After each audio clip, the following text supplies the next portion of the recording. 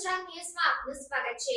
પાટણ લોકસભાના કોંગ્રેસના ઉમેદવાર ચંદનજી ઠાકોરે આચાર સંહિતાની એસી કી તૈસી કરી જાહેરમાં રૂપિયા આપ્યા। આદર્શ આચાર સંહિતા ચૂંટણી પંચ દ્વારા રાજકીય દળો અને ઉમેદવારો માટે બનાવવામાં આવેલી એક માર્ગદર્શિકા છે, જેનું પાલન કરવું જરૂરી છે। પણ પાટણ લોકસભાના કોંગ્રેસના ઉમેદવાર ચંદનજી ઠાકોરે આચાર સંહિતાની એસી કી તૈસી કરી છે।